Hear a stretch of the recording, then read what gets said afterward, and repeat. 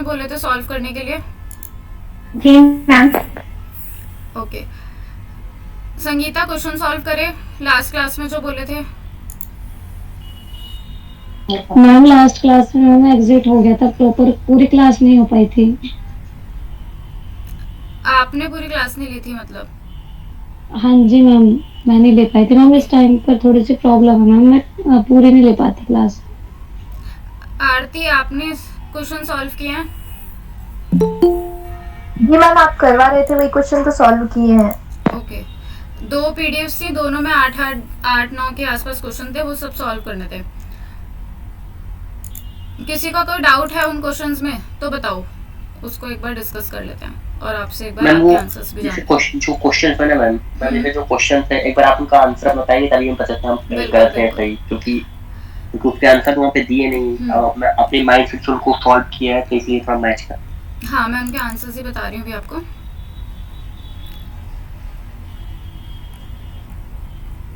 तो एक तो टीचिंग एप्टीट्यूड 2 वाले में थे ना क्वेश्चन शायद, हाँ इसमें ही है।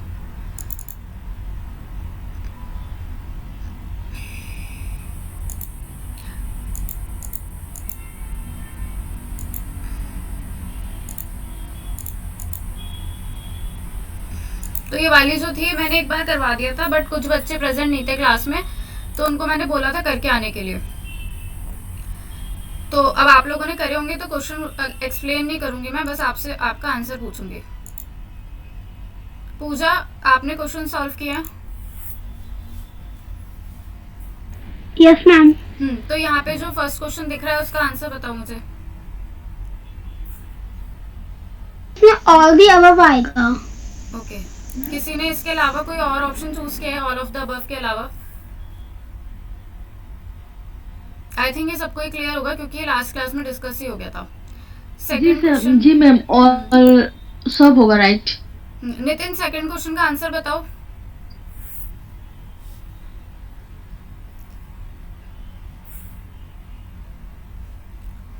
नितिन, मैम ये वाले क्वेश्चन हो गए थे मैम। हाँ हो गए थे, इनका is to continue asking question. सबके नहीं हुए थे, सब लोग उस क्लास में प्रेजेंट नहीं थे, तो इसलिए मैंने होमवर्क में भी दिए थे। नितिन, ये वाले क्वेश्चन सॉल्व किया? मैम मैं अभी बाहर हूँ, थोड़ा घर पहुँचने वाला हूँ। ओके। सुजल, आप बताओ सेकंड क्वेश्चन का आंसर।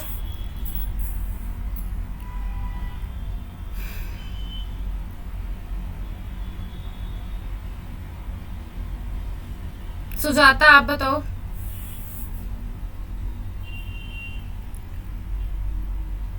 मैम, बोलो। student who ask question in the class should be advised to meet the teacher after the class. Ma'am पढ़ लेती हूँ एक बार फिर बताती हूँ। आप करके नहीं आए घर से? Encouraged to continue asking question। फिर भी मैम थर्ड वाले का जो आंसर होगा मैम वो ए होना चाहिए। क्वेश्चन नंबर 3 का आंसर ए होना चाहिए मैम। मैम जो ये क्वेश्चन आंसर है मैम क्वेश्चन नंबर 2 है ना मैम, ये जो क्वेश्चन आंसर है ये हिंदी में मिल सकते हैं? ये सिर्फ 8 ही क्वेश्चन है जो मैं क्लास में करवा चुकी हूँ। इसकी हिंदी क्वेश्चन नंबर 2 का बी पॉइंट राइट होना चाहिए। मैम नहीं मैम, इसका बी नहीं होगा, इसका सी होगा। सी होगा। सी होगा इसका। कि अगर कोई बच्चा क्लास में क्वेश्चन पूछता है तो टीचर को उसे एनकरेज करना चाहिए कि और क्वेश्चंस पूछो, क्योंकि हम अगर बच्चे को डिमोटिवेट करेंगे और कुछ और रीजन देंगे तो वो हो सकता है क्वेश्चन पूछना बंद कर दे, और क्वेश्चन पूछ रहा है इसका मतलब वो क्लास में एक्टिव है। तो we should encourage the student to asking question. Third question का आंसर आप सभी को पता है और बहुत ही इजी है, उसको आगे बढ़ते हैं। थर्ड क्वेश्चन का आंसर ए होगा मैम। फोर्थ, प्राइमरी लेवल पे किस लैंग्वेज में it is better to teach mother language because mother language में पढ़ाना चाहिए प्राइमरी लेवल पे, क्यों? It helps children in learning in natural atmosphere. Ma'am option B. Option D. Yes Vishal, मैंने class में बताया था ये कि डी ऑप्शन होना चाहिए ताकि ऑप्शन डी होगा। हाँ, नेचुरल एनवायरनमेंट, नेचुरल एटमॉस्फेयर उसको फील हो सके। फिफ्थ क्वेश्चन का आंसर बताओ। they behave more patiently with children. Patiently with. लड़कियां अच्छी टीचर मैम, बाकी रिकॉर्ड लड़के हो तो रहा है ठीक है। क्या बोल रहे हो? Option A. ए नंबर होगा ये। हाँ, जो ऑप्शन लड़की A. A option. Good good good, क्योंकि जो लड़कियां होती है वो ज्यादा पेशेंटली बच्चों के साथ बिहेव कर सकती है। Some students send a greeting card to the teachers day. What will you do? Option B. B होगा। बी बी D या B? बी मैम बी में होगा इसमें भी। B. Say thanks to them. Say thanks to them. Good good good, तो इसका B होगा। ये भी लास्ट क्लास में क्या होता, B किसी ने चूज नहीं किया था। तो एज अ गुड टीचर आपको सिर्फ थैंक्स बोलना है, ना तो ओवर फ्रेंडली होना है, ना ओवर रूड होना है। 7th क्वेश्चन का आंसर बताओ। Student come late in your class then you will. See. Ma'am C होगा। Option C. Try to know the reason. Try to know the reason. Good good good. Last question है when the student become failed it can be understood that. अगर बच्चे fail होते हैं तो क्या समझा जाएगा? सिस्टम फेल हुआ है, टीचर मैम फेल बी हुआ है। होगा। बी मैम बी होगा। बी। मैम डी होगा Individually इसका। students failure. Ma'am D. Individual The students individually failure. students Ma'am, the failure. Teacher. Okay, ma'am 8 का बी होगा। टीचर B होगा। Failure. Okay okay, B Ma'am, होगा। B is individually the it is correct failure. Option, क्योंकि अगर बच्चा fail होता है तो टीचर की भी उसमें कहीं ना कहीं फेलियर है। अकेला बच्चा ही थोड़ी फेल हो रहा है। हम लोग कह देते हैं ना टीचर की भी गलती है, टीचर ने अच्छे से नहीं पढ़ाया होगा। तो बच्चा फेल हो रहा है तो टीचर की भी उसमें फेलियर मानी जाती है। ये क्योंकि ये वाली पहले भी डिस्कस हो चुकी थी, इसलिए मैंने इसको ज़्यादा डीपली डिस्कस नहीं किया है। अब हम नेक्स्ट जो आपको क्वेश्चंस दिए गए थे जो फ्रेश थे आप लोगों के लिए भी, उस पर चलते हैं।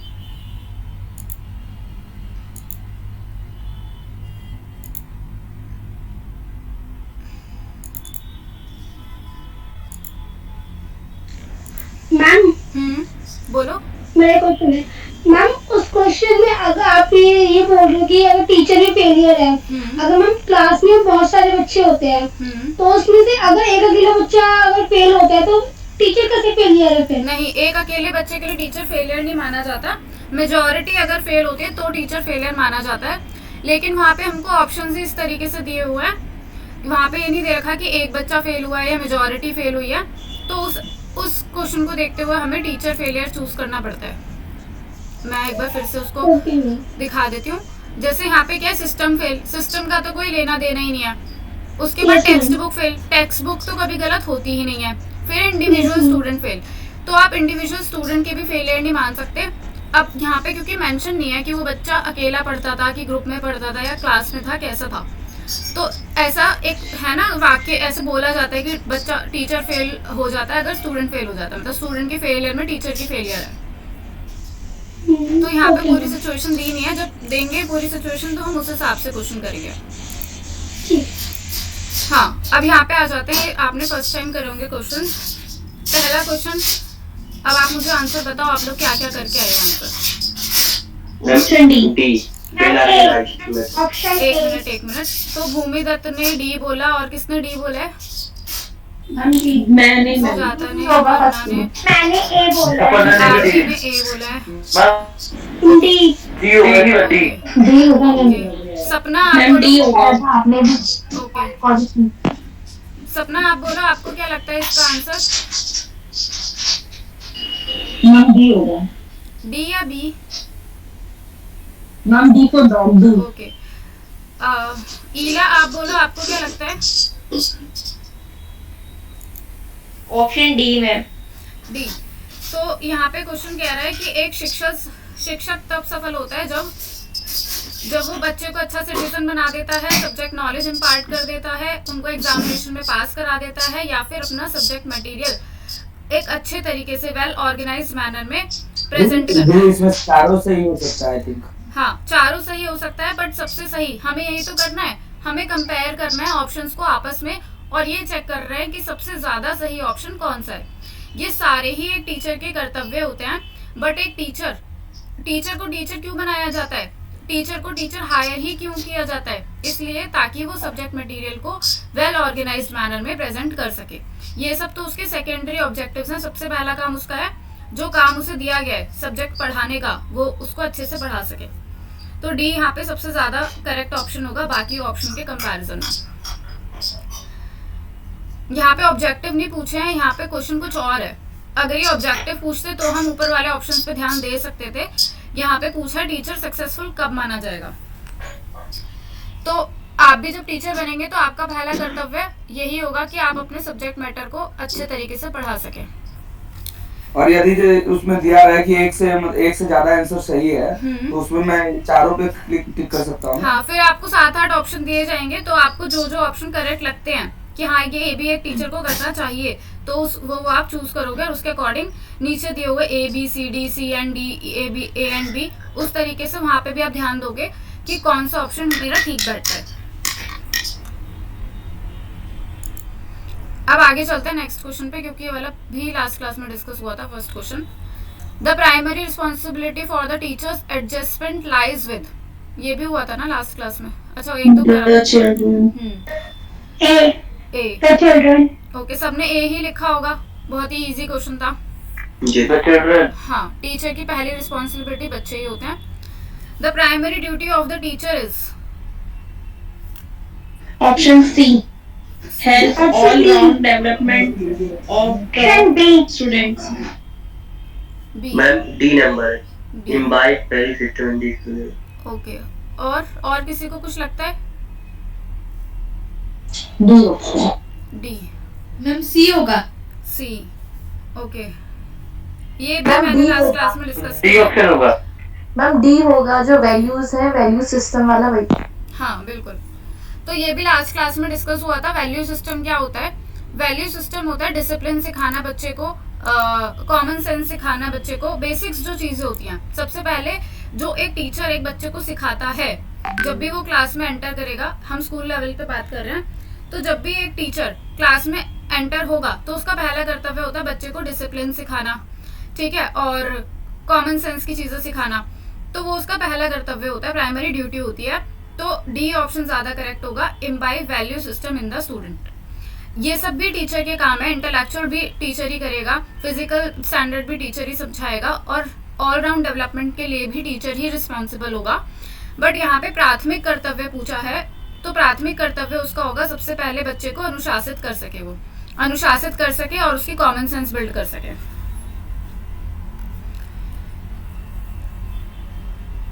तो इस चीज के लिए क्वेश्चन कैसे बनेगा कि help all round development of the students? इसके लिए आज भी मैं क्वेश्चंस करवाऊंगी अगर टाइम मिल पाया तो, क्योंकि आज के जो क्वेश्चन वाला टाइम है वो उधर जा रहा है। तो उसमें एक और क्वेश्चन आएगा इससे related, all round development.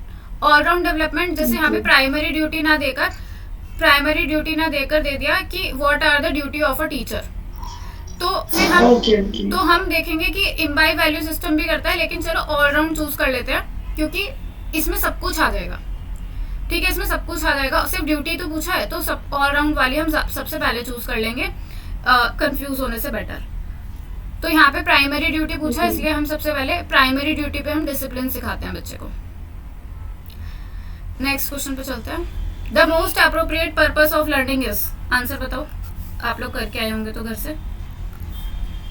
Option B. Okay, B ma'am, modification of behaviour. Okay, modification of behaviour. Okay, B okay, B option. Good. तो सभी ऑप्शन बी। हाँ, option B is the correct option. इसका मतलब ये क्वेश्चन आप लोगों को समझ आ गया था, बिल्कुल सही आपने चूज किया। नेक्स्ट पे चलते हैं। Maximum participation of student is possible in teaching through, सबसे ज्यादा बच्चों ऑप्शन को। ए। Discussion method. ओके, और ऑप्शन ए। ओके, ऑप्शन ए।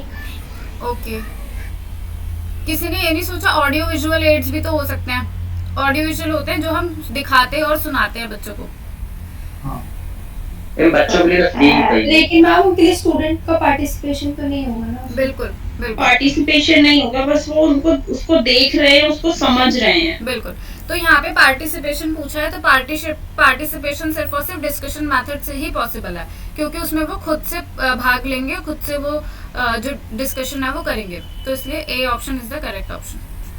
किसी को कोई डाउट हो तो पूछ लेना, हो सकता है आप में से कुछ लोगों ने घर पे नहीं देखे होंगे तो उन्हें ना समझ आ रहे हो, तो आप पूछ सकते हो अगर आपको कोई भी प्रॉब्लम हो रही हो, या फिर आप ये भी कर सकते हो कि घर पे जाके खुद से कर सकते हो एक बार, क्योंकि ये बहुत आसान क्वेश्चन हैं।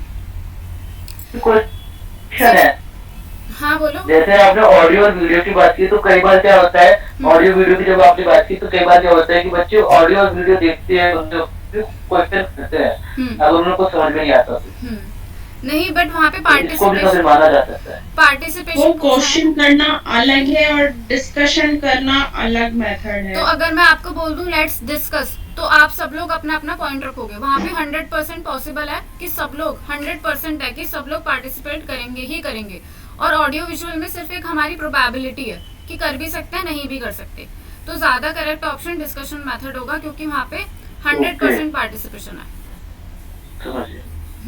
नेक्स्ट क्वेश्चन का आंसर बताओ। डी ऑप्शन, डी, ये all of the above. Teaching skill, सारी ये सभी टीचिंग स्किल है। मैम एक बार कॉम्प्राइज टीचिंग स्किल्स बताइएगा। टीचिंग स्किल्स तो पढ़ा चुकी है ना मैं, टीचिंग स्किल्स क्या क्या होती हैं आप लोग बताओ, एक एक टीचिंग स्किल्स सब बता दो, उनको पता चल जाएगा टीचिंग स्किल्स में क्या क्या आता है। नहीं मैम, टीचिंग स्किल्स तो पता है, ये जो वर्ड है ना COMPRISE, इसके बारे में। अच्छा, कॉम्प्राइज मतलब बस ये है कि जैसे कि यहाँ पे कोई कंप्राइज कोई वो नहीं है कि कंप्राइज कोई वो इसको वो नहीं किया हुआ कि ये इसका पार्ट है, टीचिंग स्किल का कोई पार्ट है, टीचिंग स्किल का कोई काइंड है।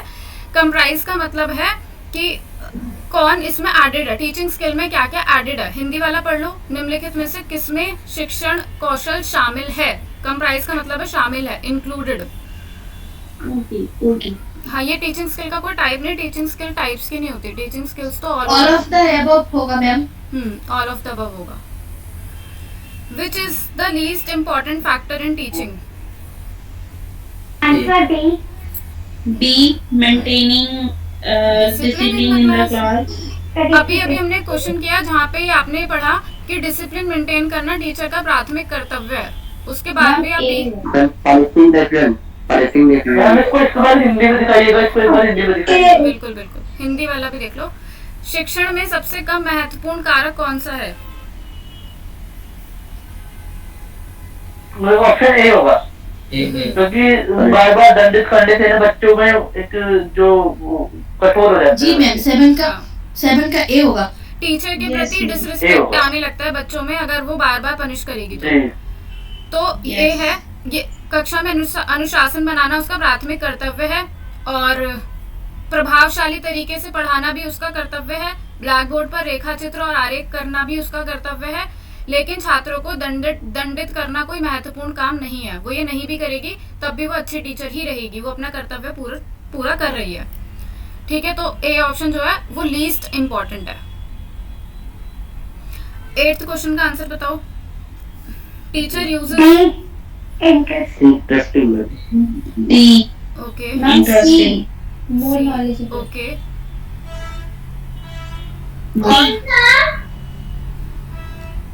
और किसी को कुछ लगता है कि विजुअल एड जो दिखाई देते हैं चीजें उनका मैम डी होगा, इंटरेस्टिंग बनाने के लिए प्रयोग करते हैं मैम। बिल्कुल, तो 8th का जो सही ऑप्शन है वो डी है कि हाँ, अगर हम विजुअल एड्स का यूज करते हैं तो सिर्फ इंटरेस्टिंग करने के लिए।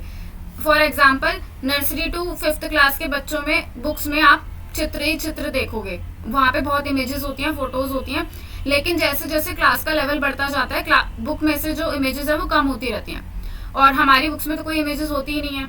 जैसे अभी भी मैं पढ़ा रही हूँ, यहाँ पे कोई इमेजेस नहीं है, क्योंकि छोटे बच्चों का इंटरेस्ट बनाए रखने के लिए हमें विजुअल एड्स का यूज करना पड़ता है। बड़े बच्चों में इंट्रिंसिक मोटिवेशन होता है, तो उनको एक्सट्रिंसिक मोटिवेशन की या इंटरेस्ट बनाने के लिए अट्रैक्ट करने की कोई जरूरत नहीं होती है। तो विजुअल एड्स का यूज वैसे ही चल रहा है अभी फिलहाल। हाँ, तो विजुअल एड्स के बिना भी हम लोग तो कर लेंगे, लेकिन छोटे विजुअल एड्स का जो पर्पस होता है वो इसलिए होता है ताकि क्लास को इंटरेस्टिंग बनाया जा सके। ये क्वेश्चंस हुए। अब हम अपने नेक्स्ट टॉपिक की तरफ बढ़ते हैं। मुझे बताओ नेक्स्ट टॉपिक क्या पढ़ना है आज हमें क्लास में। कल से लास्ट क्लास में सिलेबस भी डिस्कस हुआ था।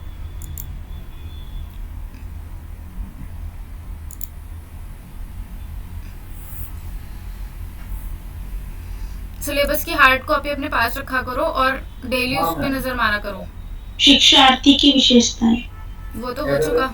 लर्नर की लर्नर कैरेक्टरिस्टिक्स, वो तो हो चुका लास्ट क्लास में। Learners characteristics adolescence and adult learner. बिल्कुल करेक्ट। आप एक बार अपना नाम बताओगे प्रोनाउंस करके? आनंद सोफीकुल। दोबारा बोलो, आपकी आवाज बहुत स्लो आ रही है। सोफीकुल। ये एल है लास्ट में, ये आई है। एल छपिकुल। हाँ लर्नर। Okay okay. तो अब आज हम पढ़ने वाले हैं लर्नर के दो टाइप हमको पढ़ने हैं, एडोलसेंट और एडल्ट लर्नर के बारे में। तो सबसे पहले आपकी वॉइस बहुत ब्रेक हो रही है। सबको मेरी वॉइस ब्रेक हो रही है क्या? मेरे को ठीक आ रही है। ओके ठीक आ रही मैम। ओके। तो अब बताओ एडोलसेंट और एडल्ट का मतलब क्या है।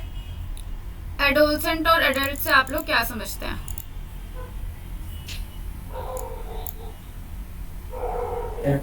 मैम किशोर और वयस्क शिक्षार्थी। हाँ बिल्कुल, किशोर और वयस्क। किशोर कौन होते हैं? किशोर विद्यार्थी किसको कहा जाता है? हम लोग वयस्कों में आएंगे और छोटा बच्चा किशोर में आएगा मैम। बिल्कुल। छोटा बच्चा कितना छोटा? वही मैं कह सकते हैं 7वीं 8वीं के ऊपर। मैम जो परिपक्व हो रहा है, जो मैच्योर हो रहा है, वो किशोर कहलाएगा, और जो मैच्योर हो चुका है वो क्या कहलाएगा? बिल्कुल करेक्ट। तो किशोर उसको कहते हैं जो अभी मैच्योर होने वाला है, ठीक है, जिसमें बॉडी में हार्मोनल चेंज स्टार्ट हो चुके हैं, फिजिकली मेंटली उसमें चेंजेस शुरू हो चुके हैं। और वो एक एज होती है ना कि बच्चे से बड़े होने वाली, हमारे बॉडी में गर्ल्स में अलग चेंजेस, बॉयज में अलग चेंजेस, तो उनको हम एडोलसेंट कहते हैं, ठीक है। वो किशोरावस्था पे होते हैं। और जो पूरी तरीके से एडल्ट हो चुके हैं, फुल्ली ग्रोन है, जैसे कि हम लोग पूरे तरीके से ग्रोन हो चुके हैं, तो हम लोग एडल्ट कहलाएंगे। तो 13 से 17 साल के बच्चे एडोलसेंट होते हैं, किशोर होते हैं। और उसके ऊपर 18 के बाद वाले बच्चे एडल्ट कहलाते हैं, यानी कि वयस्क कहलाते हैं। तो एडल्ट को मैंने हिंदी में इसलिए नहीं लिखा क्योंकि ऑलरेडी यहाँ पे वयस्क ही है इसकी हिंदी, और वयस्क से आप लोग समझ गए होंगे कि किसकी बात की जा रही है। तो ये आपको एज ध्यान रखनी है। और अगर आपको थोड़ा बहुत भी नॉलेज है बायोलॉजिकल सिस्टम के बारे में कि 13 to 17 के बच्चे में क्या क्या चेंजेस होते हैं, उसकी मेंटल स्टेज क्या रहती है, जैसे कहते हैं ना यही उम्र होती है बच्चे के बिगड़ने की, इस टाइम पे उसको सही गाइड किया तो वो सही जाता है, इस टाइम पे वो गलत चला गया तो वो गलत जाता है। तो वही हम यहाँ भी हम यही देखेंगे कि एक लर्नर जो 13 की एज में है, 14 की एज में है, वो कैसा लर्नर होता है, और एक लर्नर जो 20 साल का है, 25 साल का है, वो कैसा लर्नर होता है। इन दोनों के अलग अलग लेवल पे हम कैरेक्टरिस्टिक्स देखेंगे। तो अगर आप सिलेबस देखते हो तो सिलेबस में 3-4 कैरेक्टरिस्टिक्स को डिफाइन किया गया है कि हमें कौन कौन से वाले पढ़ने हैं। कोई बता सकता है हमें कौन कौन से कैरेक्टरिस्टिक्स पढ़ने हैं, या किस टाइप के कैरेक्टरिस्टिक्स हमको पढ़ने हैं इनके? मैम एकेडमिक, सोशल, इमोशनल और कॉग्निटिव। Very good. हमें पढ़ने हैं एकेडमिक, मतलब एकेडमिक लेवल पे उसकी क्या डेवलपमेंट होती है, सोशल लेवल पे क्या होती है, इमोशनल लेवल पे क्या होती है, कॉग्निटिव लेवल पे क्या होती है। हिंदी और इंग्लिश दोनों में यहाँ पे नोट्स हैं। सबसे पहले तो हम ये जानते हैं कि एक एडोलसेंट लर्नर होता क्या क्या है, या किस किस तरीके के चीज़ें कैरेक्टरिस्टिक्स उसके अंदर होते हैं। एडोलसेंट मतलब किशोर। अच्छा यहाँ पे हेडिंग नहीं डाली तो ये वो स्टेज होती है लड़कियों के लिए जब वो बच्चे से बड़े होने के पथ पे चल रहे होते हैं। चाइल्डहुड टू अडल्टहुड वो जा रहे होते हैं, फिजिकली भी, मेंटली भी, इमोशनली भी और सोशली भी। ये चारों पार्ट्स हमको पढ़ने हैं, ये चारों टाइप की डेवलपमेंट हमको पढ़नी है according to syllabus. They are in search of personal identity. अब देखो, आप अपने आप को इमेजिन कर लेना कि जब हम उस एज में थे तो हम कैसा फील करते थे, या हमारे क्या एम्स रहते थे लाइफ में। तो जो इस एज में बच्चा होता है वो अपनी पर्सनल आइडेंटिटी के पीछे पड़ा रहता है कि बस कि लोग मुझको जाने, जिससे अभी क्या है कॉलेज में हम बैक बेंचर बन जाते हैं, हमें इतना नहीं रहता हमें आगे बैठना है या टीचर से बात करनी है, कुछ कुछ को अभी भी रहता है, कुछ कुछ को नहीं भी रहता है, ठीक है, सबका अपना अलग अलग कैरेक्टरिस्टिक्स होते हैं। तो इस एज में जो बच्चे रहते हैं अपनी पर्सनल आइडेंटिटी के पीछे भागते हैं कि उनको एक आइडेंटिटी मिल सके, और भी आप पढ़ोगे पता चल जाएगा। They are in need of activities that meet their needs and learning expectations. तो उनको क्या चाहिए, वो एक्टिविटीज करना चाहते हैं जो उनकी एक्सपेक्टेशन है। जैसे कोई क्रिकेटर बनना चाहता है तो वो उससे रिलेटेड ही एक्टिविटीज करना चाहेगा कि मुझे क्रिकेट एकेडमी में डालो। उस टाइम पे क्या होती है, जिज्ञासाएं बहुत ज़्यादा होती हैं, एक्सपेक्टेशंस बहुत ज़्यादा होती हैं। उनको चाहिए कि जो वो चाहते हैं बस वो उन्हें मिल जाए किसी तरह।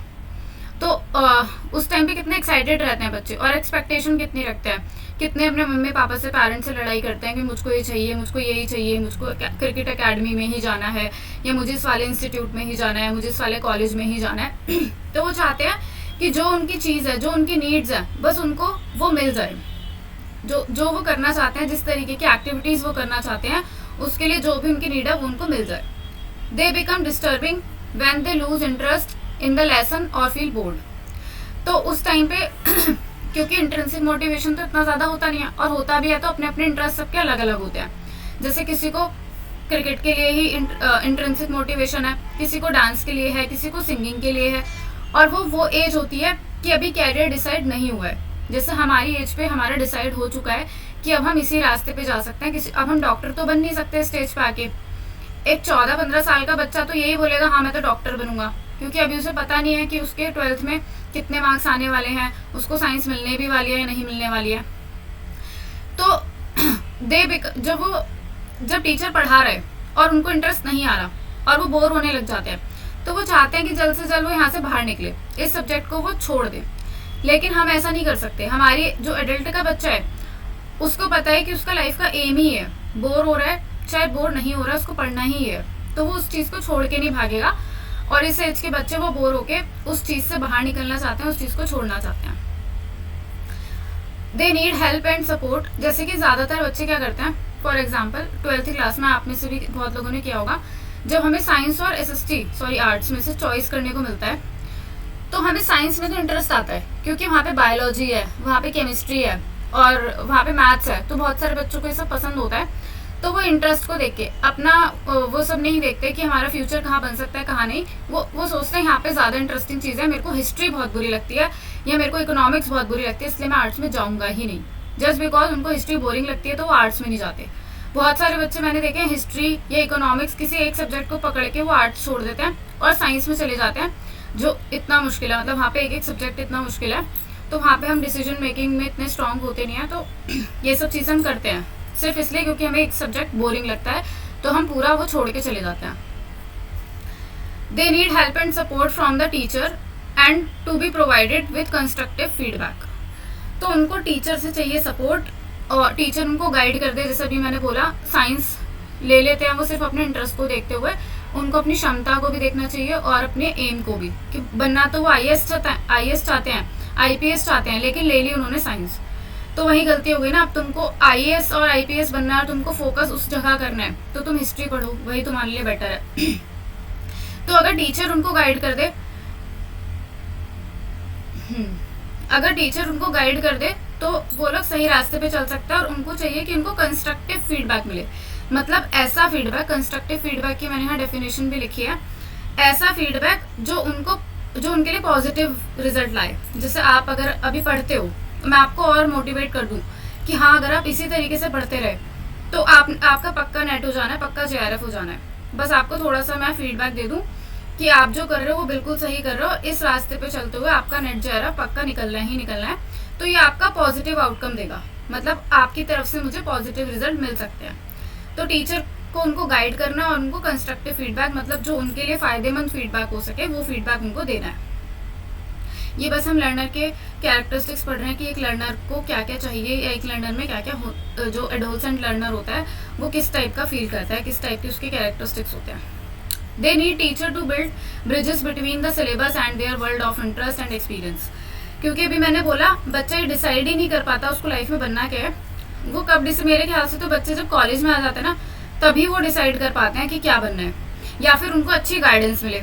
जैसे एक बच्चा बचपन से ही उसका एम है कि उसको डॉक्टर बनना है, उसके पेरेंट्स ने उसको पढ़ाया 11th में साइंस दिलाई, वहाँ भी बहुत पढ़ाया। उसके बाद कुछ बच्चे 11th क्लास में IIT ज्वाइन करके बैठ जाते हैं, मतलब IIT की कोचिंग ज्वाइन करके बैठ जाते हैं, IIM की, जिसका जो भी एम होता है उस हिसाब से कोचिंग ज्वाइन करके बैठ जाते हैं।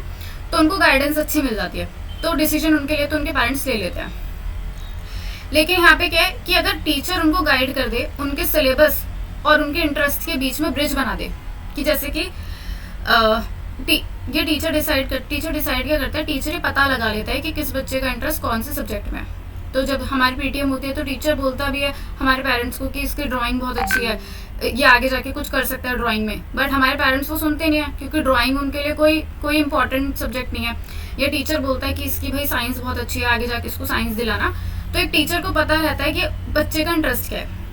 तो इस एज में बच्चों को चाहिए होता है एक ऐसा टीचर जो सिलेबस और उनके वर्ल्ड ऑफ इंटरेस्ट के बीच में या एक्सपीरियंस के बीच में ब्रिज बना सके, उनको रास्ता दिखा सके कि भाई तुम्हारा ये इंटरेस्ट है, तुम इस चीज़ में जा सकते हो। जैसे कि कोई बच्चा अगर साइंस में हमेशा ही फुल मार्क्स लाता है तो हम उसको बोलेंगे तुम साइंस ही लेना, तुम इस चीज़ में बहुत आगे जाओगे, इस तरीके का बिहेवियर। और हमारी एज में, एडल्ट में, हमें इन सब चीज़ों की ज़रूरत नहीं होती है, क्योंकि हमें पहले से ही पता है हमको क्या करना है। तो हमारी एज में, जैसे जब मैं ग्रेजुएशन में थी तो मुझे बहुत टीचर्स बोलते थे क्या नेट JRF के पीछे पड़े हो, CTET करो, B.Ed करो। तो वो लोग बहुत, मतलब कुछ टीचर्स थे जो बहुत डिमोटिवेट करते थे कि नहीं नेट वेट छोड़ो और B.Ed करो। तो क्योंकि पर मैंने नहीं करी, क्योंकि मेरे को पहले ही पता था कि नहीं मैंने तो नेट ही करना है। तो पहले मैंने MA में ही एडमिशन लिया। अगर मैं इस एज में होती तो मैं टीचर की बात ज़्यादा सुनती और मैं टीचर के कहने पे B.Ed करती। तो ये एडल्ट और एक एडोलसेंट का डिफरेंस होता है कि एडल्ट को पता होता है कि उनके लिए क्या सही है, या जो भी है वो अपने डिसीजंस पर डीग रहते हैं। एडोलसेंट क्लियर हुआ। आप एज के हिसाब से भी अपने माइंड में एक इमेज बना सकते हो कि इस एज का बच्चा इस तरीके का बिहेव करता है। 13 to 17 जो उसकी मेच्योरिटी का एज होती है। हिंदी में भी बिल्कुल सही लिखा हुआ है। सबको क्लियर है? एडोलसेंट, किशोरावस्था हमने पढ़ लिया। अब हम वयस्क लर्नर के बारे में पढ़ने जा रहे हैं कि एक एडल्ट बच्चा क्या होता है, एक एडल्ट बच्चे की कैरेक्टरिस्टिक्स क्या होते हैं। तो जो एडल्ट होता है वो ज़्यादा डिसिप्लिन्ड होता है, ऑब्वियसली ज़्यादा डिसिप्लिन्ड होगा, ठीक है, अनुशासन उसके अंदर ज़्यादा होता है। उसके जो ऑब्जेक्टिव्स हैं, लर्निंग ऑब्जेक्टिव्स हैं, वो उसके क्लियर होते हैं। They have a clear understanding, मतलब उस अच्छे से समझ सकता है अपने लर्निंग ऑब्जेक्टिव्स को कि उसको लर्निंग के लिए क्या क्या करना चाहिए या क्या क्या उसके लाइफ के एम होने चाहिए। They can choose what and how to learn, वो खुद चूज करेगा क्या पढ़ना है और कैसे पढ़ना है। जैसे आप सबने खुद ही चूज किया होगा कि UGC नेट करना है, प्रोफेसर बनना है, MA करनी है, वो उसके लिए आपको किसी ने प्रेशराइज नहीं किया होगा। आपके पेरेंट्स, आप कॉलेज चले गए, पेरेंट्स को पता है अब जो भी करेगा ये कर सकता है। तो कॉलेज के बाद तो कोई भी पेरेंट्स नहीं बोलते कि आगे MA करो या B.Ed करो या MBA करो, क्या करो, वो हम खुद ही डिसाइड करते हैं। तो क्या पढ़ना है और कैसे पढ़ना है बच्चा खुद ही डिसाइड करता है, adult learner. They are able to wide range of activities, और हम लोग अब ज़्यादा एक्टिविटीज़ कर सकते हैं, ठीक है। आप में से बहुत से लोग क्या करते होंगे, ट्यूशन भी पढ़ाते होंगे, पढ़ते भी होंगे, स्कूल भी पढ़ा लेते होंगे, अपने कॉलेज भी चले जाते होंगे, मतलब मल्टी टैलेंटेड हम लोग हो जाते हैं। तो हम वाइड रेंज ऑफ एक्टिविटीज़ को हम कर सकते हैं, हम लोग लाइफ में बैलेंस कर सकते हैं। Adult learn at various rates and it are in different ways of according to their intellectual ability, educational level, personality, cognitive learning styles. तो जो एडल्ट लर्नर होता है वो अलग अलग तरीक़ों से, हिंदी में भी आप लोग देख सकते हो, जो एडल्ट लर्नर होता है वो अलग अलग तरीक़ों से सीखता है। किसी की इंटेलेक्चुअल डेवलपमेंट बहुत ज़्यादा होती है, मतलब बौद्धिक स्तर जो होता है किसी का बहुत तेज़ होता है, ठीक है। कोई जैसे बौद्धिक स्तर IQ लेवल किसी का बहुत तेज़ होता है। IQ लेवल जिसका तेज़ है इसका मतलब ये नहीं है कि वो पढ़ाई में भी स्ट्रॉन्ग रहा हो। IQ लेवल तो हमारे दादाजी का भी बहुत स्ट्रॉन्ग होता था, पर पढ़े तो वो 5th या 8th ही होते थे ना। तो बौद्धिक क्षमता और शैक्षिक स्तर दोनों अलग अलग चीज़ें हैं। शैक्षिक स्तर होता है कि आप पढ़ाई वाले लेवल पे अच्छे थे, आप हमेशा फर्स्ट आते थे, आप रटते अच्छा थे, आप समझते अच्छा थे, आप सिलेबस को अच्छे से कर लेते थे। और बौद्धिक स्तर होता है कि आपका IQ बहुत तेज़ है, आपका दिमाग बहुत तेज़ है। इसके अलावा की पर्सनैलिटी, तो हम अलग अलग लेवल्स पे चीज़ें सीखते हैं, हमारा पर्सनैलिटी डेवलपमेंट होता जाता है। आज से 5 साल पहले आप अपने आप को इमेजिन करेंगे तो आप सोचेंगे अरे मेरी पर्सनालिटी कैसी थी, मैं कुछ भी पहनता था, कुछ भी करता था, कैसे बोलता था।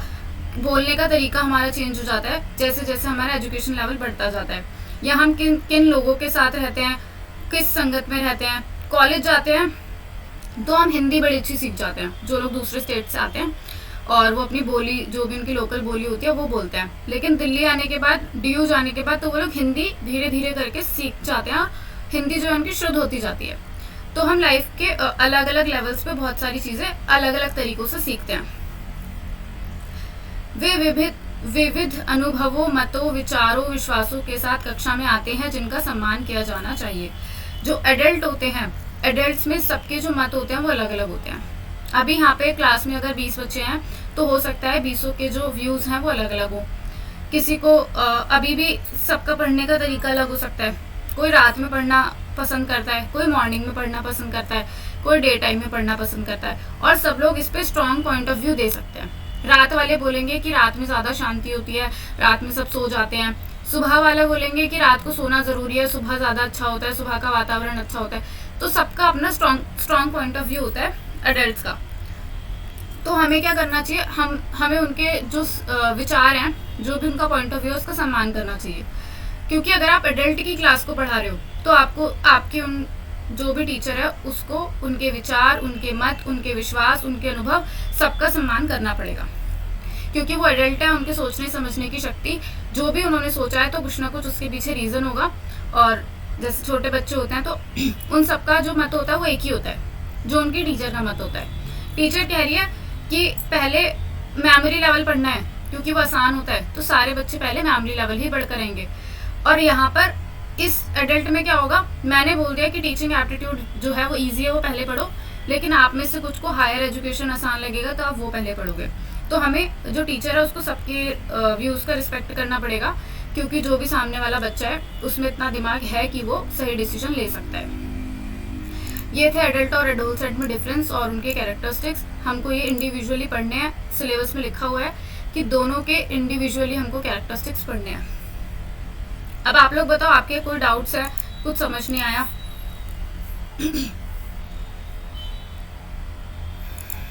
नो मैम, क्लियर है। ओके, अब हम इनके जो हमें सिलेबस में बोले गए हैं कैरेक्टरिस्टिक्स पढ़ने के लिए, जो कि 4-5 टाइप के हैं। इंटेलेक्चुअल या एकेडमिक को मैंने एक साथ लिखा है क्योंकि कैरेक्टरिस्टिक्स सेम ही होते हैं इंटेलेक्चुअल या एकेडमिक में। इंटेलेक्चुअल जो कि बौद्धिक स्तर वाला बच्चा है और एकेडमिक जो कि शैक्षिक स्तर वाला बच्चा है, उन दोनों की ही थिंकिंग क्या होगी, एब्स्ट्रैक्ट होगी।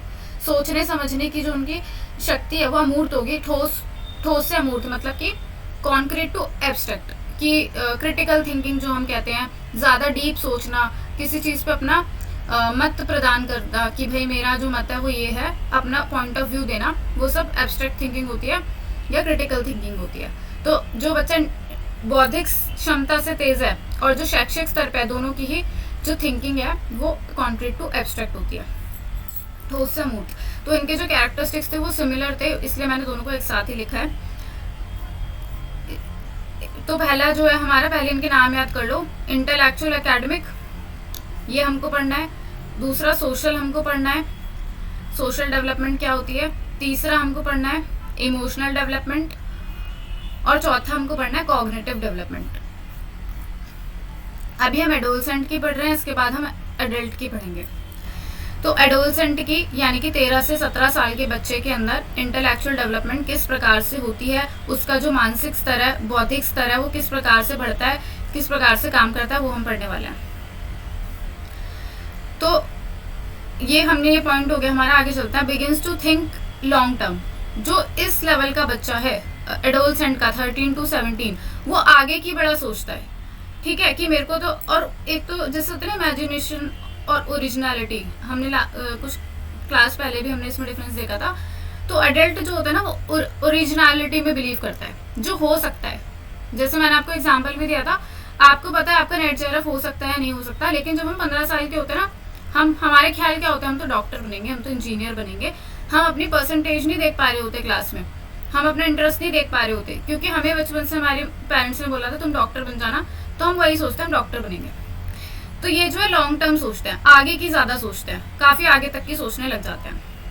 लेकिन ये कोई बुरी बात नहीं है, ये बच्चे बहुत डेडिकेटेड भी होते हैं। इसमें से डेडिकेशन का भी एक कैरेक्टरिस्टिक हो सकता है कि वो इतने डेडिकेटेड है कि वो पहले से ही आगे की सोच रहे हैं। Begins to consider how to influence relationship with others.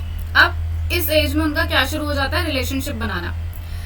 देखो 10 साल तक तो वो अपने खेल कूद और इन सब चीज़ों में बिजी रहते हैं, उनको इतना मतलब होता नहीं है कि इससे बात करे उससे बात करे, अपना वो सिर्फ फ्रेंड्स और खेलना कूदना इतना रहता है। लेकिन जब वो एडोलसेंट होने लगते हैं, जब वो 13 to 17 की एज में होते हैं, तो अब वो उनको चाहिए फ्रेंड्स बनाए बहुत सारे हम लोग, है ना, और हम रिलेशनशिप्स बनाए दूसरे लोगों के साथ। तो ये क्या है, क्योंकि हम ये एकेडमिक और इंटेलेक्चुअल वाला पढ़ रहे हैं, तो यहाँ पे जो रिलेशन बनाने की बात हो रही है वो इसलिए हो रही है ताकि उनको और चीज़ें सीखने को मिल सके। तो जिसका बौद्धिक विकास हो रहा है, तो वो बौद्धिक विकास के पॉइंट ऑफ व्यू से अगर हम देखें तो वो जितना लोगों से मिलेगा, जितने नए फ्रेंड्स बनाएगा, उसका जो बौद्धिक विकास है वो उतना ही होगा, क्योंकि वो जितने लोगों से मिलेगा उनसे कुछ ना कुछ उसको सीखने को मिलता रहेगा। Increase thoughts about more global concept such as justice, history and politics. क्योंकि अब वो बड़ा हो रहा है, उसके सोचने समझने की शक्ति बढ़ रही है, तो वो ग्लोबल कॉन्सेप्ट में भी जो इंटरेस्ट है उसका बढ़ जाता है। जैसे कुछ लोग हिस्ट्री में बहुत इंटरेस्ट लेने लग जाते हैं, कुछ लोग जस्टिस, जैसे कोई भी केस हो जाता है देश में जब हम भी स्कूल में थे तो कोई भी केस हो जाता था, जैसे हम 17 साल के थे और निर्भया केस हुआ और बड़े बड़े केस हुए, तो हम उन पे कितना डिस्कशन करने लग जाते थे, क्योंकि हमारे इंटरेस्ट अब हम इस लेवल पे हो चुके हैं कि हम ग्लोबल कॉन्सेप्ट पे बात कर सकते हैं, देश में क्या चल रहा है हम उन पे बात कर सकते हैं, उन पे अपना पॉइंट ऑफ व्यू रख सकते हैं। तो ये सब चीज़ें हमारे साथ होती हैं उस एज में। Develop idealistic views on specific topic और कंसर्न। अब हमारे पॉइंट ऑफ व्यू क्रिएट हो चुका है, हमारा बौद्धिक स्तर बढ़ चुका है, तो हम किसी भी टॉपिक पे अपने स्पेसिफिक आइडियाज़ और कंसर्न बता सकते हैं। जैसे हमको डिबेट्स करवाई जाती थी स्कूल में या कॉलेज में कि भाई ये टॉपिक है, इस पर तुम सोच कर आना। हम सोच भी लेते थे और बहुत कुछ सोच लेते थे। तो ये इस टाइम पे हम आइडियलिस्टिक हो जाते हैं और हम किसी भी टॉपिक के ऊपर अपना पॉइंट ऑफ व्यू रख सकते हैं। Begins to focus thinking on making career decision. और इस टाइम पे हम अपने कैरियर डिसीजन की तरफ ज़्यादा फोकस करते हैं कि हमें क्या करना है, हमें क्या बनना है, हम क्या बने। क्योंकि अब आप 17 के तो हो ही चुके हो, 17 तक जा रहे हो, इसमें भी ना 3 एज होती हैं, एक तो अर्ली एडोलसेंट, एक मिडिल एडोलसेंट और एक लेट एडोलसेंट। तो लेट एडोलसेंट पे ये वाला होता है कि हम अपने कैरियर की तरफ सोचने लग जाते हैं। जब हमारी 12th कंप्लीट होती है तो हम इस चिंता में पड़ जाते हैं कि अब हम क्या करें, हमारा तो एम ये है लाइफ का, हमें तो साइंस ही लेनी है। मतलब जैसे साइंस स्ट्रीम के जो बच्चे होते हैं उनके मार्क्स आ जाते हैं कम, उनको बीएससी मिल नहीं रही होती है, फिर वो बहुत मेहनत करते हैं, कोई कोई बच्चे इंप्रूवमेंट देते हैं, कोई कोई बच्चे एंट्रेंस एग्जाम देते हैं अपने कैरियर डिसीजन लेने के लिए। और वही एज होती है कि हमको अपना कैरियर डिसीजन लेना है, हमको लॉ में जाना है या कॉमर्स में जाना है या आर्ट्स में जाना है, वो हमको फाइनल डिसीजन वहाँ लेना पड़ता है। तो वो बिगिंस लिखा है यहाँ पे, ऐसा नहीं लिखा कि वो डिसीजन ले ही लेंगे, वो कैरियर डिसीजन के बारे में सोचना स्टार्ट कर देते हैं क्योंकि उनका बौद्धिक स्तर अब बढ़ चुका है। An ability to be self reflective. अब वो आत्मचिंतन कर सकते हैं, ठीक है, किसी भी बात पे या अपने बारे में भी वो आत्मचिंतन करने की क्षमता रखते हैं। क्लियर है सबको?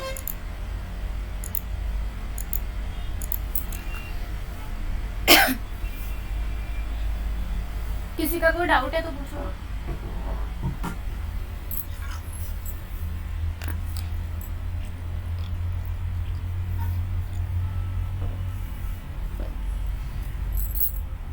अगला है हमारा सोशल। सोशल होता है कि आप समाज में कैसा बिहेव करने लगते हैं, समाज को लेकर आपकी सोच क्या हो जाती है।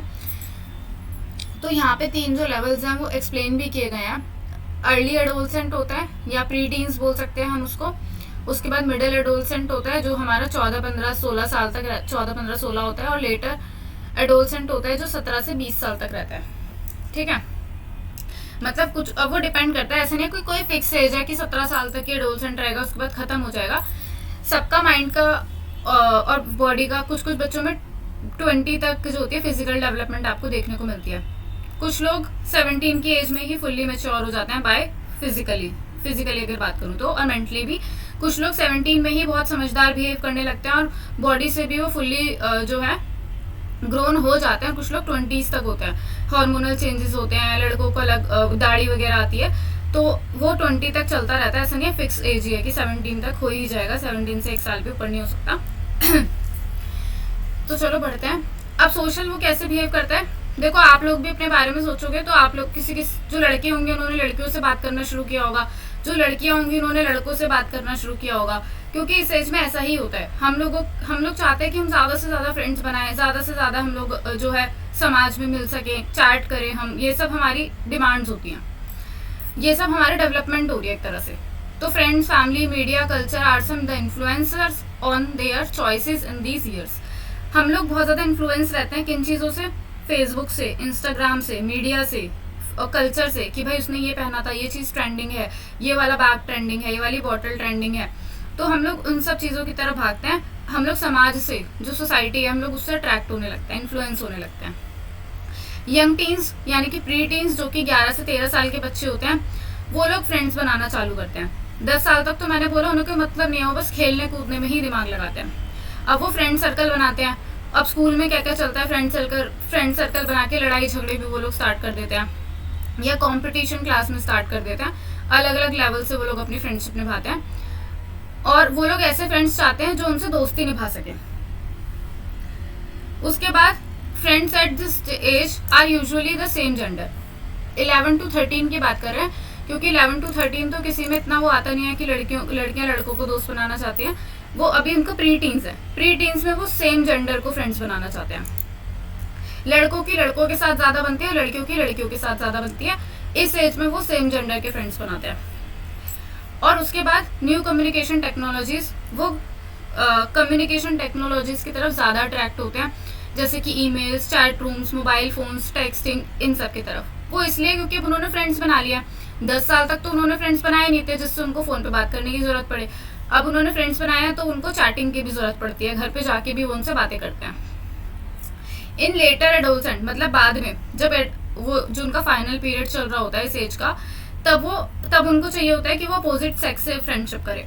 उनका जो अट्रैक्शन है वो अपोजिट सेक्स की तरफ बढ़ जाता है। वो इसलिए क्योंकि बॉडी में हार्मोनल चेंजेस भी होते हैं।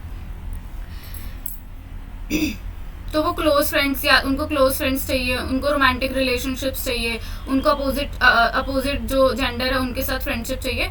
ये सब हमारा लेटर एडोलसेंस में होता है।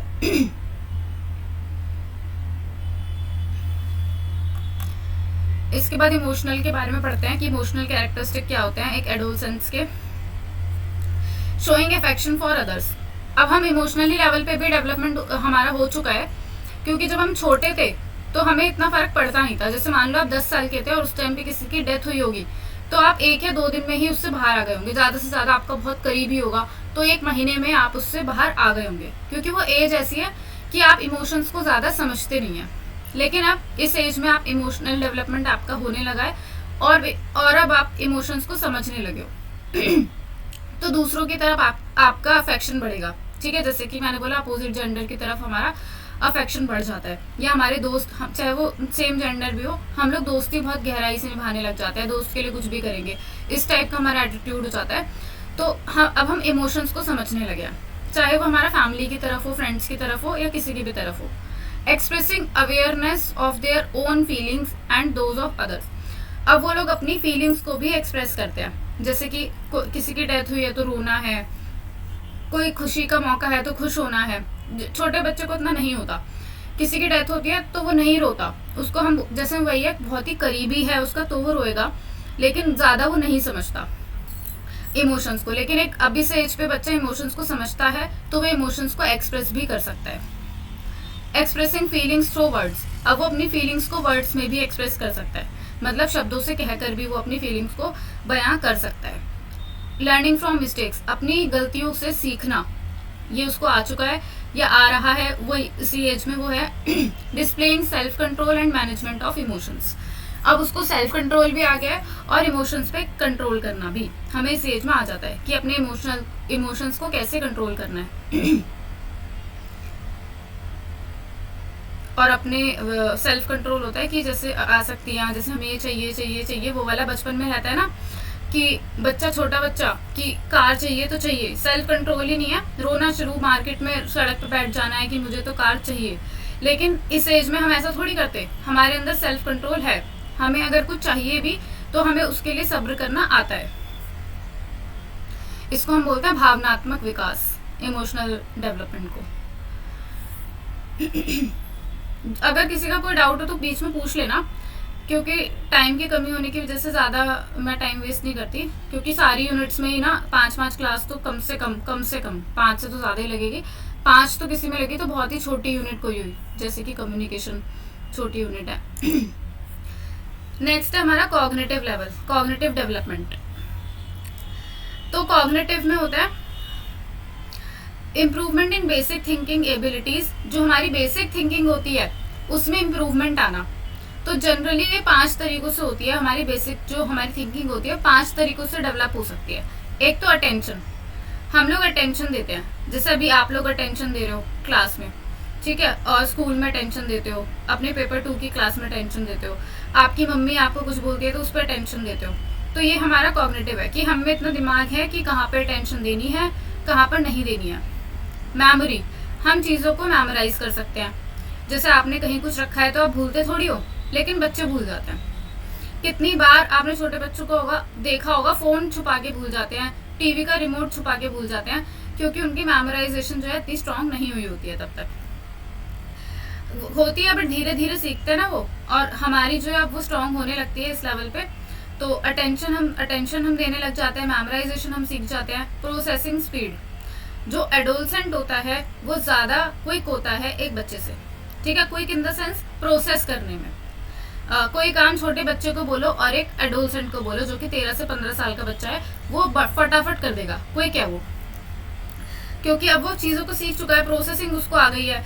जैसे मान लो उसको टेबल दे दी, टेबल लिखने के लिए दे दी एक 13 साल के बच्चे को और एक 7 साल के बच्चे को, और टेबल दे दी 15 की। 7 साल के बच्चे को टेबल याद है और 13 साल के बच्चे को टेबल याद भी नहीं है, तब भी वो लिख देगा, और हो सकता है वो 7 साल के बच्चे से पहले लिख दे। ऐसा क्यों होगा? 13 साल के बच्चे को तो टेबल याद भी नहीं है, फिर भी वो पहले लिख देगा, ऐसा क्यों? उसे पता है कि किसको मतलब मल्टीप्लाई करके ही आंसर आ सकता है। हाँ, क्योंकि उसकी प्रोसेसिंग स्पीड बहुत तेज हो चुकी है और उसका दिमाग भी उसको बहुत ही टाइम देखा, थोड़ा वो विकसित हो चुका है इसलिए। हाँ बिल्कुल, और अब वो मल्टीप्लाइंग मेथड और प्लस माइनस मेथड ये सब वो सीख चुका है, प्रोसेसिंग स्पीड उसकी तेज है, इसलिए वो जल्दी कर लेगा। ऑर्गेनाइजेशन, अब हमारे अंदर ऑर्गेनाइज करने की भी जो स्किल्स है वो आ चुकी हैं, जैसे कि अपना रूम ऑर्गेनाइज करके रखना, अपने नोट्स ऑर्गेनाइज करके रखना, अपना स्टडी मटेरियल ऑर्गेनाइज करके रखना, या अपने थॉट्स को ऑर्गेनाइज करना। Adolescent are more aware of their own thought process and can use mnemonic devices and other strategies to think and remember information more efficiently. तो अब वो चीज़ों को, अगर उसको इन्फॉर्मेशन भी चाहिए तो भी उसके पास बहुत सारी चीज़ें हैं। जैसे आजकल तो इतना ज़्यादा सोशल मीडिया ये हो चुका है, यूट्यूब हर कोई जानता है, छोटा बच्चा भी यूट्यूब से खोल के पढ़ाई करने लग जाता है। अब पढ़ाई करता है, खेलता है, वो सबका अपना अपना है। कुछ लोग पढ़ाई में इतना इंटरेस्ट लेते हैं, छोटे बच्चे भी, कि वो यूट्यूब पे से बचपन में ही पढ़ना चालू कर दे रहे हैं। तो हम लोगों को ज़्यादा तरीके, ज़्यादा स्ट्रैटेजीज पता चल जाती है पढ़ने की, इन्फॉर्मेशन लेने की और चीज़ों को याद रखने की, तो हम उन सब चीज़ों का यूज़ करते हैं ऑर्गेनाइजेशन के लिए। अगला है मेटाकॉग्निटिव, ये वर्ड आपको दिख सकता है, ये जो है ना यहाँ पे इन सब की डेफिनेशन भी आपको आनी चाहिए। जैसे ये सारे वर्ड तो कॉमन है, इनकी डेफिनेशन आपको लर्न करने की जरूरत है नहीं, बट मेटाकॉग्निशन जिसको हम हिंदी में बोलते हैं अधिसंज्ञान, अधिसंज्ञान या मेटाकॉग्निशन, उसकी डेफिनेशन आपको आनी चाहिए। डेफिनेशन इन द सेंस कि मेटाकॉग्निशन क्या होता है। तो मेटाकॉग्निशन होता है सोचने के बारे में सोचना। Adolescent can think about thinking itself, ठीक है, सोचने के बारे में सोचना। जैसे कि this often involve monitoring one's own cognitive activity during the thinking process. Metacognition provide the ability to plan ahead, see the future consequences of an action and provide alternative explanation of the event.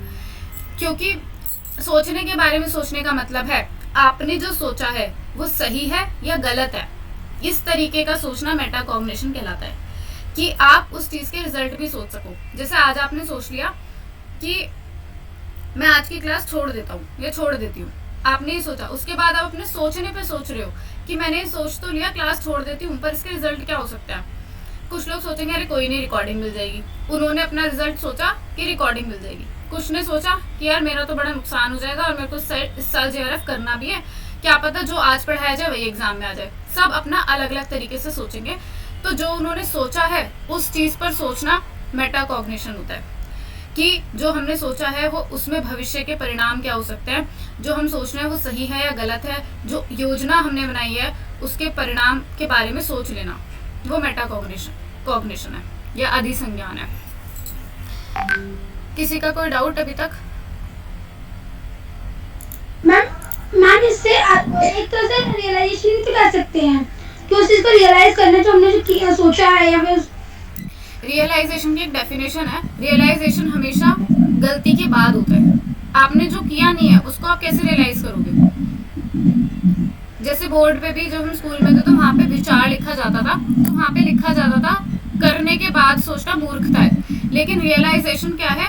जैसे कि अपनी गलती को realise करना, तो realisation हमेशा बाद में होगा। हमसे कोई गलती हो जाती है तभी तो हम रियलाइज करते हैं, जो काम हमने किया ही नहीं है उसके बारे में हम कैसे रियलाइज करेंगे? तो मेटाकॉग्निशन है कि भविष्य के बारे में सोचना, वो रियलाइजेशन नहीं है, वो परिणामों के बारे में सोचना है कि ये बस हमारी कॉग्निटिव थिंकिंग है कि हम परिणाम के बारे में सोच रहे हैं जो कि बिल्कुल सही है, उसमें हमें रियलाइजेशन की ज़रूरत ही नहीं है। रियलाइजेशन की ज़रूरत तब है जब आपने बिना परिणामों को सोचे कोई डिसीजन ले लिया, उसके बाद आपको रियलाइज करना पड़ेगा। जी हेमंती, आपको समझ में आया ये सारा जो आज पढ़ाया गया है? तो बताओ अभी अभी जो हमने पढ़ा मेटाकॉग्निशन, वो होता क्या है? मेटाकॉग्निशन या अधिसंज्ञान क्या होता है? हाँ मैम, हम जो सोचते हैं उसके ऊपर अगर हम फिर से सोचते हैं उसके मेटाकॉग्निशन बोलते हैं। गुड। जैसे कि आपने बताया एग्जांपल कि अगर हमने सोचा अभी की क्लास छोड़ देते हैं, उसके ऊपर मैंने अब फिर भी हमने सोचा कि अगर छोड़ दिया तो मेरा नेट JRF नहीं होगा, बाद में क्लास देखने का मन होगा कि नहीं होगा, तो छूट जाएगा शायद। ओके ओके, यही मेटाकॉग्निशन। Okay good. मैम इसको हम एक लाइन में ये भी कह सकते हैं ना, अपने निर्णय पे पुनर्विचार करना। हाँ बिल्कुल, अपने निर्णय पे पुनर्विचार करना। हाँ। दीपिका बताओ कि एक एडोलसेंट ज्यादा डिसिप्लिन्ड होता है या एक एडल्ट ज्यादा डिसिप्लिन्ड होता है? मैम एडल्ट लर्नर जो है वो ज्यादा डिसिप्लिन है। ओके। अच्छा ये बताओ कि जो एडल्ट लर्नर होता है, हमें उनके जो थिंकिंग है, जो थॉट्स है, जो उनके विचार है, उसकी रिस्पेक्ट क्यों करनी चाहिए? अपर्णा आप बताओ। एक एडल्ट लर्नर के विचारों की रिस्पेक्ट करने की जरूरत, सम्मान करने की जरूरत हमें क्यों है? क्योंकि उसमें एक मैच्योरिटी आ जाती है सोचने समझने की।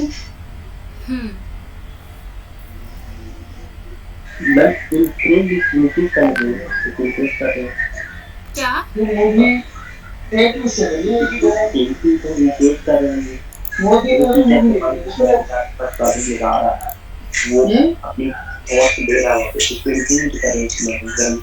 उसको मतलब अगर हम उसके विचारों को मतलब प्रशंसा करते हैं, विचारों को सम्मान देते हैं,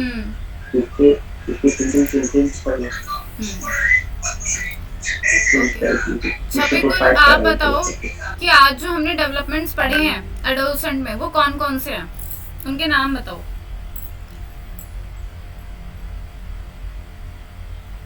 छपिकुल आपसे क्वेश्चन है, बताओ। क्या मैम? कि आज जो हमने पढ़े हैं डेवलपमेंट एडोलसेंट में किस किस टाइप के डेवलपमेंट होती है, उनके नाम बताने आपको। इसको फिजिकल डेवलपमेंट होता है, इमोशनल डेवलपमेंट और मेंटली और एंड सोशली। ठीक है, किसी के कोई डाउट है तो पूछ सकते हो आप लोग।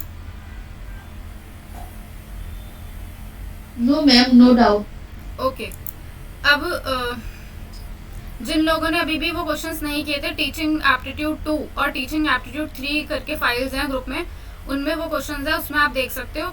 और आज का होमवर्क यही है कि जो आज हमने पढ़ा है, आप या अभी तक जो भी पढ़ा है उसको आप हैंड टू हैंड लर्न कर लो या हैंड टू हैंड पढ़ लो, समझ लो, जो भी आपको करना है। होली के अभी क्या होली में तो अभी काफ़ी टाइम है, हो सकता है नेक्स्ट वीक ही आपका टेस्ट हो।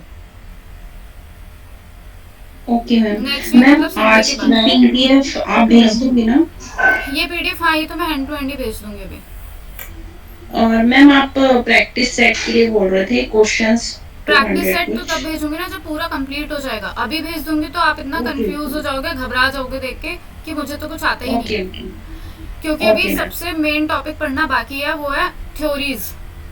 थ्योरीज बहुत सारी पढ़नी है हमको, और जब आप उसके क्वेश्चन देखोगे तो आप अभी से ही टेंशन में आ जाओगे कि ये क्या है, ये तो हमने पढ़ा ही नहीं अभी तक। तो वो तब करना 200 क्वेश्चन जब पूरी यूनिट खत्म हो जाएगी।